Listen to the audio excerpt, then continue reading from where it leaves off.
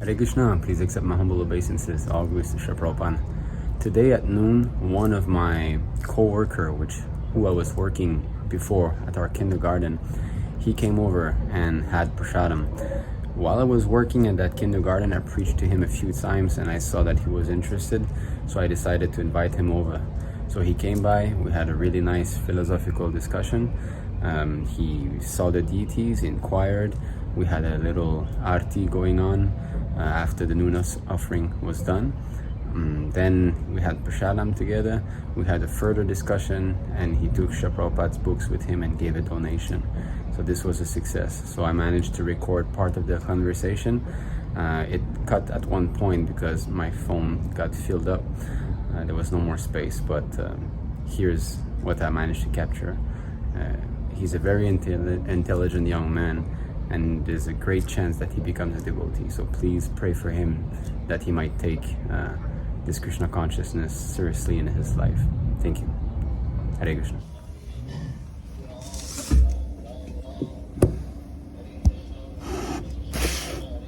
Yeah, so 5,000 years ago, God came personally, okay, and that is Krishna.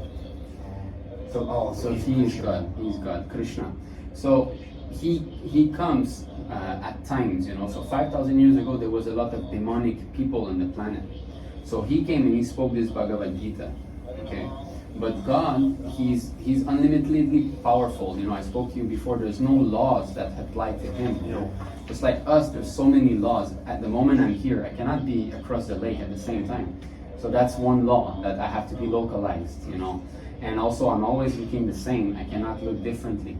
So these laws of nature apply upon us, just like a bit of video game.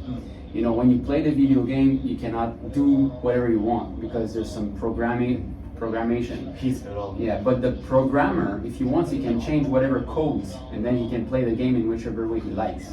So similarly, God, or Krishna, all of this is made by him. That means he's above the laws, so he can do whatever he wants, So therefore, he has many, many different forms, So one of his forms is Lord Nrsimhadev. And again, 500 years ago, he came in two forms, as Lord Chaitanya and Lord Nityananda. So he separated in two, yeah. Or if you want to understand even more, in five, So, but this is a bit more complex to understand, but these two are the same. So therefore, God can expand himself, and the example is given that just like one candle. You have one candle, and then with one candle, let's say you light 5 candles. And then with these 5 candles, you light 10 candles, okay? So all the candles have got the same illuminating power, right? They're all equally powerful. So it's the same thing with the Lord. Although he expands, it's the same person. It's not two different persons. It's the same person, but in different forms, and they are equally powerful. Equally powerful. Equally powerful. You cannot say, because so even though God has separated himself into like 100 pieces, yes. So each piece is equal power. Yes, equal. That is conservation of energy. That is what we say infinite. Because on the material platform, let's say you have $1 million, and I take it away from you. You're finished. You have no money. But God being unlimited, if you take the absolute totality of all his energy, his infinite energy, and you separate and you put it here, still the infinite energy is there. You see? So that means infinite conservation of energy. And then I take again the unlimited energy and I place it somewhere else. Again, the unlimited is here and there. See? So now the Lord is reciprocating with girls. It's not like us in this material world, because the relationship in the material world here are a reflection of what the Lord does with his devotees. Okay, so there's no lust in this. It's absolutely pure, because some devotees want to love God as their friends. Some devotees want to love God as their son, you see, and some devotees want to love him as their lover. So do God have absolute emotion? Yes, he has emotions. Like if we have his kindness, his absolute kindness. Yes, it's unlimited, exactly. But what if, some bad thought, does it absolute too? Yes, everything is absolute in God. And so, since we are part and parcel of God, whatever we feel, he also feels, because he's the origin of everything. Just like sometimes we feel anger. So if I can feel that, that means it must have come from God. Otherwise, where does it come from? Because it says that God is the origin of everything. But then the question is, okay, me, when I feel anger, I hit someone is bad, anger in this world is bad. So actually, we have to know whether something is good or bad by the result. You understand? So anger is bad in this world because there's bad result. But what if anger was doing good result? Then anger wouldn't be bad, right? You follow? Oh yeah. Yes, it's by the result. So the anger of God is always good. Just like here, Nrsimhadev, although it looks very, ghastly that he's killing, but it's all good because he was actually a great demon who was harassing the whole universe. And by killing him, he went back to the spiritual world, and not only he, but his entire family and 100 generations before him were liberated from the cycle of birth and death. So God killing and God blessing someone is the same thing, because that is called absolute. That means there's no part of God that is less than the other part. So his loving relationship with his devotees like this is the same as the killing of a demon. He's equally merciful to all of them, But because these devotees, they serve him out of love, then he reciprocates in a more intimate way, because the demon doesn't want to love God actually, he wants to kill God. But still he's merciful to him even. So that means that all the qualities of God are unlimited. They cannot, just like we say God is unlimitedly merciful. He will always forgive, eternally. It doesn't matter how many sins we've done, if one day we say, okay, my Lord, I'm sorry, he will still forgive. So that means unlimited, you see. So when you buy the deities. The deities, yes. Do you need to do some sort of ceremony? Yes. So to make God to live in here. Oh, okay, yes, that's a very nice question. So yes, we actually did that.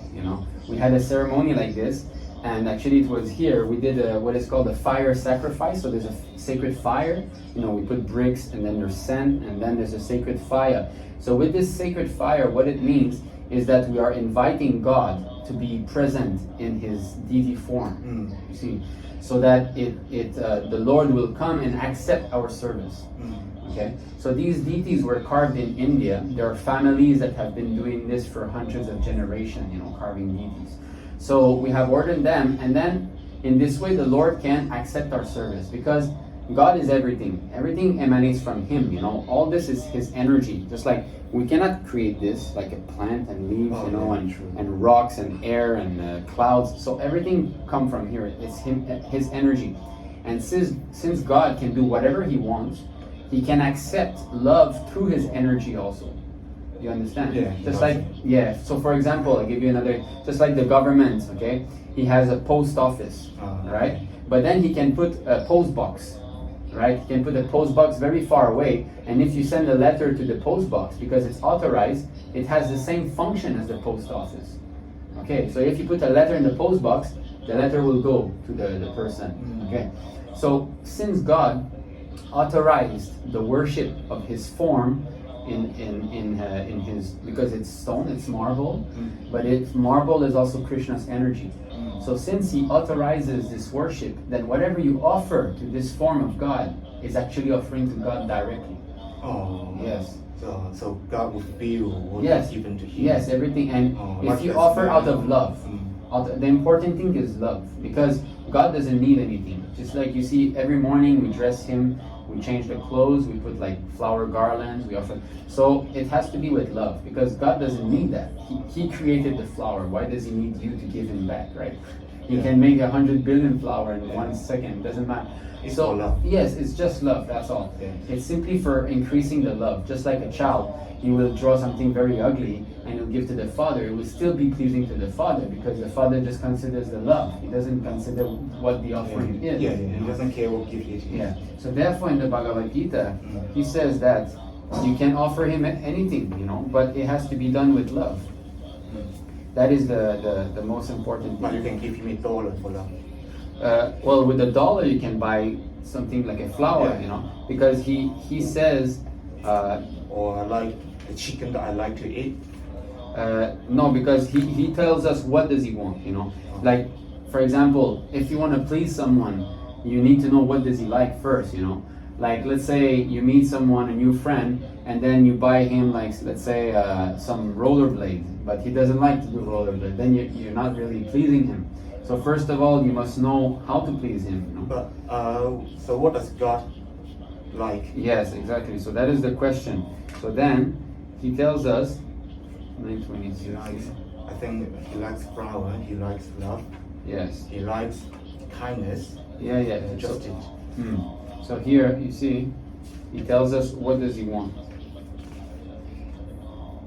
So that's the reason why God, why. So you see, so I can read to you the Sanskrit. You know, the Sanskrit I cannot read directly, but they put it in English letter. So he says, Patram pushpam param toyam yome bhaktya prayachchati tadaham bhakti upartam ashnami prayatatmanah. So he said, if one offers me with love and devotion a leaf, a flower, fruit, or water, I will accept it. So he gives very simple thing, a leaf. So like vegetables are also considered leaf, you see. Flower, fruit, water. So basically, whatever simple thing, you see, he did not ask for meat or fish or eggs. No, because his kindness, he doesn't want us to kill any lives. Exactly. He doesn't like, because we're all his sons. All living entities. Even an ant. Yes, he doesn't discriminate that here's a nonsense ant and here's an important human. No. He sees that this ant is also my son. But at the moment, the ant is, the soul is in an ant body, so he cannot understand higher knowledge. You know? I'll put it cooler. So that's what so if you, just like you have a sister, your mother will never want you to harm your sister. Oh yeah, right. True. Maybe we can sit. Oh yeah. So the Lord doesn't like that when one living entity hurts another one. You see. So then he says very simple thing, and you see that he doesn't ask like $1 million or gold, or he asks very simple things so that anybody can approach him. Yeah. It doesn't matter who, because anybody can get these things. How hard is it? You go outside, you just take a flower or fruit, and then you can offer him. But the main ingredient is this: love and devotion. So if you say, my Lord, I'm nothing actually, you know, but would you please accept this? And then definitely he will accept. Because he wants to see that serving mood, that serving attitude, you know. Yeah, he's happy to see that. Exactly, he's very happy. So the whole point why the Lord comes is to give us this knowledge. You see, this Bhagavad Gita is the ABC of spiritual life. And it took place 5,000 years ago. 5,000 years ago in India, there was a great war, you know, that happened. Like many soldiers, they're assembled on both sides. And actually, it was within a family. On both sides, there were cousins and brothers, you know, fighting each other. So then Arjuna, who is a friend of Krishna, he saw on the other side, he saw like his grandfather, he saw cousins, brothers. So he became bewildered at, my Lord, why do you want me to kill all of them, you know? Because it appears to be very controversial that why should I kill my own family members, you know? So there's a whole story that led to that war, but then Krishna spoke this in the middle of the war, just before the war started. Krishna spoke all of these verses. There's 800 verses, you see. So the very beginning of his instruction is very important. You see, he says, never was there a time when I did not exist, nor you, nor all these kings, nor in the future shall any of us cease to be. So that means that we are eternal. Yeah. He's telling us, you know, the very first instruction he gives Arjuna, and the other, he says that we never, you know, we always were existing, and we will always be existing. So in other words, he's telling us that this is not the end. You know, this body actually is not you. It's just one step, you know. Yeah, so like some people, they were born to, you know, to learn something faster, probably because their last life have been doing Yes, yeah, exactly. Like some people was born to be a, you know, musician, probably because his last life have been playing piano. So how come like some kids they call them prodigy, you know, prodigy children, that they can play piano so well, or they play chess so well. Actually, they're not prodigy. They do not know what is the reason. The reason is this. Is they just know. Yeah, he's been cultivating these skills for many lifetimes already. Yeah. You know, if I'm giving you like 300 years to practice tennis, then of course you'll be a great tennis player. They just have forgotten about it, but when they pick it up, you know, Yeah, because they're picking up from their skills of their previous life. Because the Lord He says that He's in everybody's heart. You see, so He's situated in the heart of everyone. So here He says, I am seated in everyone's heart, and from me come remembrance, knowledge, and forgetfulness. So you see, so the knowledge, whatever the person learned in his past life, the Lord, if He wants, He can give back that knowledge to that person. Yeah, He's in their soul. So He's within the soul. Yeah, He's within us. So He's next to us. So He's telling us that from Him come remembrance, knowledge, and forgetfulness. You know, sometimes you're trying to do something, and you're like, oh, how can I do it? Oh, I know. Where did that come from? That, oh, I know, right? Yeah, you get an idea all of a sudden on how to do something. But if someone wants to do something sinful and gets a good idea, that's not made by the Lord directly. You see, the Lord has got two energies. Okay, one is the external energy, we can say, or the illusory energy, and one is the internal energy, and that is the spiritual. So when He speaks directly, when He speaks to us these words, this is His internal potency. So it's the spiritual energy. And what bewilders us, you know, like people who think that, like, I'm American, I'm Chinese, I'm African, this identification with the body is actually illusion, because it won't last, you know. Your last soul probably could be, you know, an American. Yeah. Like some people in India. Exactly. You could have been somebody. Oh, you were a little baby before. Yeah, that's him when he was. That's like cute. Yeah, he was actually only 1 month old. So this is Yeah, the mark that we put on our forehead. This was our this was our temple in Henan province. You know. So you got But then Shoshishu. Right. This was in Henan province before we came down here, you know, because I got sick. So we had like some deity. I will show with that. And this was our temple that we had before. This is my wife then, and there were some other devotees then. So this was actually the Lord's birthday, you know, His appearance day. The Lord doesn't have birthday, but when He appears, we celebrate that each year, you know. So this was in 2018, I believe. So we try to please Him by washing Him with different substances like juice, sweet water, you know, yogurt, milk, in this way. So He likes sugar. Yes, He has a sweet tongue. So you see, we prepare so many different sweets and drinks and different offerings. You know. So in this way, we also cook for Him, and He's very happy. And after that, we eat what has been offered. You know. So this is another way to show our love. This what we were. You cook yourself. And we distribute the food. When we offer the food to God, after that it's called prashadam. Prashadam actually means the Lord's mercy. You know. So these were some classes, cooking classes that we gave to some young girls that came to our temple. We were like teaching them about the philosophy also, about why to eat. You know, these verses are from this book, Bhagavad Gita. And there's different modes. So there's things that we eat in the mode of goodness, passion, and ignorance, you know. So we were giving them a class, and just like people came to the temple also. These are the deities. This is our temple in Guangzhou, you know. Another incarnation of the Lord, yeah. Is it goat? It's a hog. You know, a wild boar, a wild pig, you know. But you see, so because all forms of life originate from God, so ultimately the original form is always God. So that means that even the wild boar is also one of the form of the Lord, you know. But it's not because he takes the form of a hog that he's a hog. He's always God. He's always full of all his qualities, you know.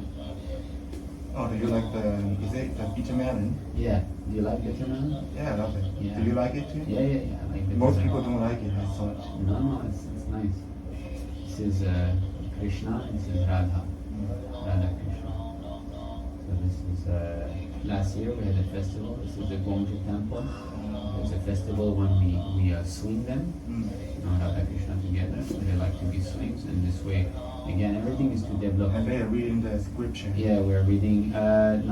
This is like some songs, because we have many songs also to praise the Lord. So we often sing together, because everybody likes to sing, right? So to sing for God is also. Yeah, but by reading this one, I think it's the rhythm is like a song. Yes, because everything it's made in there's different. It's the same syllable, each. It has beautiful melodies also. So this is the installation ceremony. They just came, and that was the first day. So in the beginning they were like this, and then we did the you dressed them. After we bathed them first, like with all the yogurt and the water and the juices. So that was the first day. The ceremony was done in 2 days. So this is me here. So there were many different sort of rituals, we can say. We had gathered many auspicious items, things to show them, because that was the first time that they opened their eyes. Their eyes were covered, with a cloth. And when we removed the cloth, we had to show many nice things like fruits, spices, flowers, all such things. And so that was the ceremony that occurred here. The Mataji, they had come. So what kind of dress do God like? Does he like fashion? Well, he likes this sort of dress. You see, like this is you see the lower portion is called a dhoti. So a dhoti is basically a long cloth which is wrapped around the waist, like I'm wearing this. Will you be happy if you give him some, modern clothes? Well, he doesn't dress as modern, because the Lord, being eternal, is eternally wearing the same thing also, because his clothes are not different from him. You see, because us, if we have clothes, we're born naked and then we need clothes. But how can God be born? He's not born, so he's eternal. So it's not that he was naked before and then got some clothes, you see. So his clothes and himself are also the same. It's like part of his body. Yes, it's him. The clothes are also him, because it's eternal form. You see, when we speak of God, there's no further cause. When you reach the absolute truth, there's no cause before that. In this material world, everything has a cause and everything has an effect. So why do God need clothes? No, that's it. So when we you go play. You ask Mama to charge the iPad. That's not nice. Mama, no battery. So it's not that God needs clothes, it's that he's like this, that's all. Just like, for example, if I ask you why the sky is blue, the sky is blue because it's blue. It's a fact. It's a fact, that's it, yeah. So when you reach that level of reaching God, then there's no more why. That's it, and that's all. That is why it's called absolute. There's no more asking why this, just like we can ask why is God's colors, the skin like bluish? Why is his dhoti yellow? But these questions, they don't apply to God, because that's who he is, that's all. His form is eternal.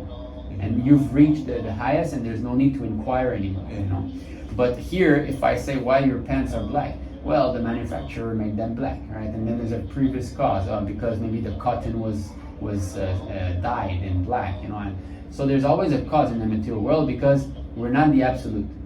So when you ask why, at one point you will come to God, and then that's it. There's no more why. Yeah, it's true. Nothing. That's it. Is the cause. So that's why he's called the cause of all causes. So all other causes are originated from him. So just like if I ask, why are you here? Well, you were born, right? So who's your father? That's my father. Why was your father here? So father. In this way you go back, father, and at one point, if you find someone who has no father, then that is God. See? So God is eternally existing. So you burn the oils and to make it smell that. We have got like incense. It's an incense stick like this. Incense stick. Yeah, incense. So we burn this like every morning. We offer like this. We offer one to God. Yes. So every morning we have what is called an arti. Arti means that the Lord shows himself, and you offer some items to him with love. So one of those items is an incense stick, and when you offer it to him, then he likes it because it's a nice smell, And there's also a ghee lamp, a ghee whip, so that you will see later. We will do a small one. and flowers, and cloth, and we also have this to fan him. Nice. I love this smell. Yeah, it's a very Smells nice. and it's very nice. It's good for the mind. Everything actually is made to be attracting our senses. You see, so that all our senses be focused on God, and in this way, because our senses are kind of touching God, if we can say, they become spiritualized. You see, because now our senses are material, because we're always trying to seek pleasure in material things. Like our eyes are always going to look at movies or videos or women, because the eyes are contaminated. We want material pleasure. So, but if we look at God, then our eyes become purified. You play outside, does it play outside? Huh? Oh, nice puppy. Yeah, it's a toilet. Come there. Go see mommy.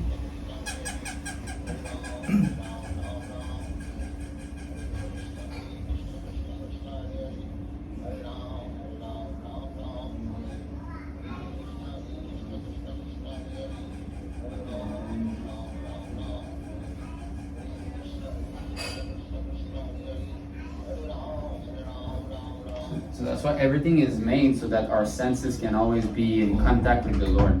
So our eyes can see the form of God, So when you sleep, do you close the curtain? Yeah. We put them to sleep actually. Also, So every morning, every evening we will be removing the garland and the jewels, and then we'll removing the crown also and put them to sleep. We will clean the altar, remove all the petals, and then we'll be closing, And each morning, so that's why I was telling you I'm waking up at 3:30 because I'm doing this every morning. So I wake up at 3:30, then at 4:15 I wake them up, then I give them an offering of fruits, so fresh fruits that I cut, And then at 4:30 we have what is called the Mongolarte. It's the morning chant, prayers, and offering what I told you, the incense, the ghee lamp. Oh. And you see, this is the arti tray. So yeah, this is a plate. So the incense we put in here. You see the incense stick we put here. And then this is a lamp. We have like a ghee whip. It's called. It's a cotton dipped in ghee. So ghee is made of milk. It's like a butter, we can say. And then we light it up and it burns. And we offer water. We put the water in the conch shell because conch shell is considered pure. So we offer the water with the conch shell, and then we offer like a handkerchief that we fold, and then finally a flower. We put the flower in a small tray, and then we offer the yak tail, the white whisk. No. It's called a yak. It's made out of a yak tail. Yeah. The animal, the yak. It's like a mountain sheep, I could say, something like that. So it's kind of sheep. Yeah, it's just the hair of the tail. Yeah. I understand now. Yeah. And we fan him with this, and then this is peacock. It's made of the peacock feather. Oh. It's a peacock feather fan. Nice. Yeah. So we fan him with this, To show him the love. Yeah. So it's all based on this. It's all to develop our love, because basically we've forgotten our relationship with him.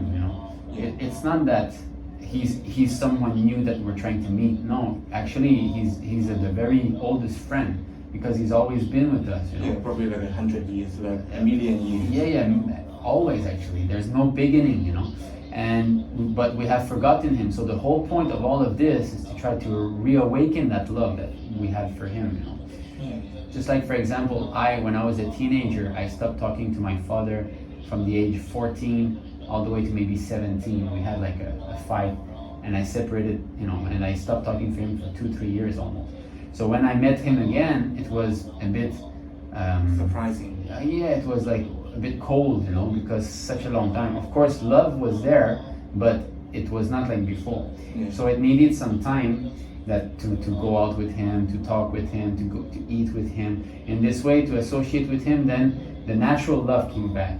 Yeah, just like the things that you have learned from the last life. Yeah. So the normal, actually, it's just natural, because he's my father, right? And love between father and son is a natural thing.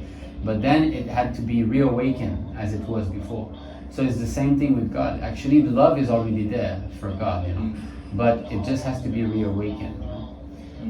So by having love, that you can relieve from pain. Yes, everything, because you come back to what actually you are, Why we're suffering is because we're trying to be happy in a situation which is temporary, but we're eternal. You see, like we're buying apartments, we're buying cars, we're buying so many, but we know that we're gonna die. We're gonna be losing this thing. Actually, we're living our life like this. You know, we don't want to be thinking about it. I don't want to look too far, you know, because I know that it's gonna end. You know, so it's a bit like the ostrich. You know what the ostrich does when they're scared? Oh yeah, they hide. You know? Their head. They're a very big bird, and Yeah. and only because they hide their head, they think they're safe. You know, Yeah. it's not because you hide that death doesn't exist anymore. No, death is still there. You know, Yeah. and you should get yourself ready for it, because everybody, just like animals, they cannot get ready for death because they don't have a higher intelligence. Yeah, I think death is not that scary. I think what's scaring me the most is like, painful death. Yeah, well, that's it. You know, first of all, death is always painful. There's no such thing as a happy death. You know. You know, some people they sleep and they just go away. Well, they say like that, but how do you know? You know, Oh, yeah. the thing is, They can't tell you. they cannot tell you, but you know, this is how I died. You know? So they say like that, but actually, death means that the suffering of the body becomes so intense that you cannot stay in the body. That's what death is. You know, just like sometimes people they faint because they're in a situation which is so unbearable that they don't want to remain, so they just leave. You know, or when you feel intense pain, someone break his leg or something, and then you just faint because the pain is so strong that he has to leave the body. Actually, when someone faints, he leaves the body in his subtle body with the mind. Only with the mind he goes away, you know. But because he still has, the body is still usable, he comes back. But when you're old and the body is painful and not usable anymore, then you're forced. It's just too painful. You just want to leave. Just like if this apartment, nobody took care of it and it becomes dirty and rusty and the electricity doesn't work, and naturally you will want to go away. You know? Yeah, true. And if it cannot be fixed, then let me just buy a new apartment. So it's the same thing. So you're forced, But then the question is this: an intelligent person will say, okay, so if I'm not the body, I'm gonna leave. Then what body I'm gonna get next one? What's my next body? Because in this life you did not choose, right? To be like born a Chinese boy, or I was born in Canada. All these things we did not choose. So what is the deciding factor?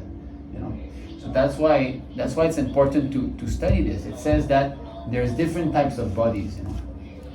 So for example, those who worship, I was telling you that there's higher demigods, like in higher planets, who are very, very powerful beings who can like kill us just like we can kill ants. So there are some planets like this where these people reside. So for example, this is the deity who can live in the sun. Because our body is not made of fire, therefore we cannot live in fire. But if your body was mainly made of fire, there will be no problem. Just like a fish, he can breathe in water. How come? How is that? You go in water and you're finished, but the fish, if you bring it out, he's finished. So there's different body for different atmosphere. Like the modern scientists, they will say, oh no, life cannot exist there, there. First of all, they don't know what life is. If they knew what life was, they could do it in the laboratory, but they cannot do that. This is different forms of God. You see, like this is Nishimahade, the same one. Yeah. So like Buddha is also an incarnation of Krishna. Yeah. So Krishna, he came 5,000 years ago, and Lord Buddha, he came 2,600 years ago. So it's part of him. He's an incarnation of Krishna. Yeah. So you see, so these scriptures is 5,000 years ago. It was not already, Buddha did not come yet. But in the Srimad Bhagavatam, which is the other book I had, it's 5,000 years ago, and it was predicted that Lord Buddha would come. And then Lord Buddha did come. So you see, so we have history that has not yet arrived, just like this incarnation has not come yet. He is meant to come, So all these incarnations, they come, and there's much, much more than that, but these are like primary incarnations, that are well known. So, and whenever he comes, he has two business, basically. So he tells us. So when he comes to the world, he have two business. Yeah. So this is why he comes here. He says, either build it or destroy it. Yeah. So he says, whenever and wherever there is a decline in religious practice, O descendant of Bharata, and a predominant rise of irreligion, at that time I descend myself. You You see, so he says when the religious life goes down and down and down, and there's more and more irreligion. Irreligion means like, oh, I'm atheist, I don't care for God, let's do whatever we want. And then at that time he comes, you see. And then he says, in order to deliver the pious means the devotees, those who believe in him, in order to deliver the pious and annihilate the miscreants. Miscreants means the demons, as well as to reestablish the principles of religion, I advent myself millennium after millennium. Millennium, what the millennium means is not just 1,000 years, it's after a very long time actually. It's 4.32 billion, 4.32 million years. So it's like ages ago, ancient. Yeah, but he only came 5,000 years ago, so it's very recent. So we're fortunate that he came not long ago. Yeah, to him it's just like yesterday. Well, to him is all. There's no time applying to him, because he's always like, for example, it's like the sun. Now here it's let's say noon time, right? Yeah. But in another country it's sunrise, isn't it? So, yeah. So similarly. So God is always in the material world in different universes, because there's more than one universe, Like now modern scientists, they're starting to think that yes, they believe that there's more than, but us, because of the scriptures say, we already knew that, So here each bubble is actually one universe, and these universes are floating in a cosmic ocean. Okay, so my wife is going to be offering. So when we offer, it's okay, we just can sit back a bit. So that's what we do. When we offer, we dress in devotional clothes, and we put a mark on our forehead. It's called a tilak, which means that we're servants of God. I'm just going to help you. And we cover we hide,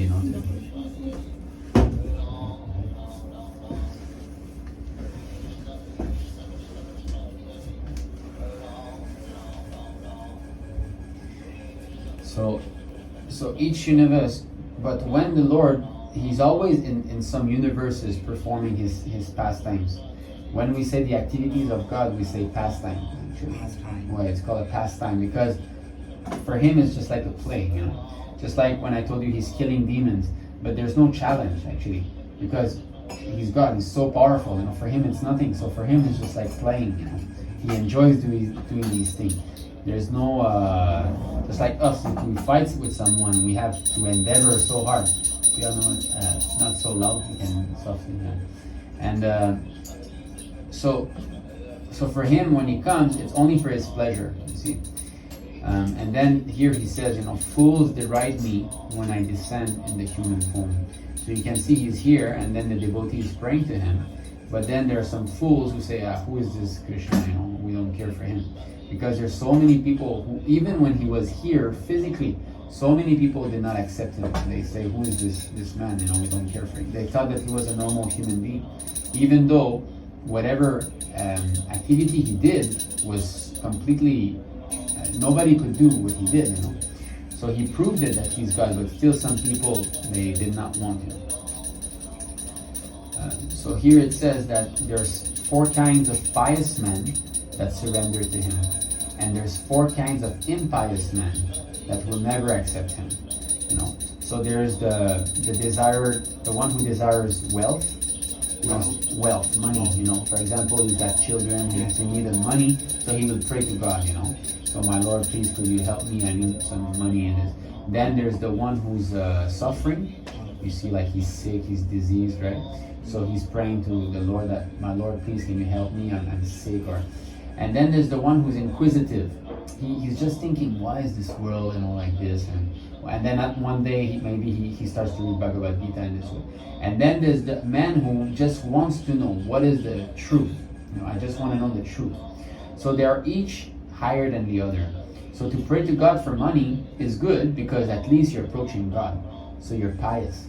You're a good man, But it's not the highest. Then someone who prays when he's in distress, it's good also, because at least you acknowledge that God is there and that He can help you. You don't think that I'm independent, I don't care for God.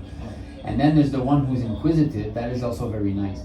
But the one who's seeking about the absolute truth is higher than all of them, because he just wants to know what's the truth, you know. He wants to know. And then there's 4 kinds of impious men, which they will never surrender to God. So there is the one who's very proud, you know, I know everything, you know, just like the leaders now, most of the leaders, and they're atheists, you know. Or there's the so-called philosopher or scientist, you know, who's very intelligent, but even though he's intelligent, at the end he still dies, and that's it. And so what is the use of your so-called intelligence, you know? And then there's like the very puffed up guy who's rich, you know, he's got so much money, and he's aristocratic, you know, powerful family members, and he doesn't care for God. And then there's the fool who works like an ass, you know, and doesn't even care for God. And so these kind of, so basically there's the theist and the atheists, you see. So the atheists are in a very dangerous position, because the problem is that when you don't accept the authority of God, you're going further and further away of what you are. Oh, yeah. Is it getting worse? Hare Krishna, Hare